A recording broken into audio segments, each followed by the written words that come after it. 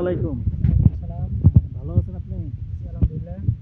আচ্ছা, আপনার এখন কি সমস্যা বলেন, আমি আপনাকে পরামর্শ দিচ্ছি ইনশাআল্লাহ। সমস্যা হলো যে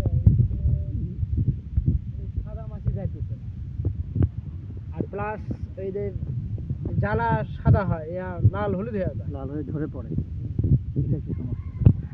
আচ্ছা, আমি আমি আপনাকে পরামর্শ দিচ্ছি, আপনি অবশ্যই বাইরের মোভেন্টো 16 লিটার পাইপে 25 ml হারে, 25 ml। হ্যাঁ, এবং এর সঙ্গে দিবেন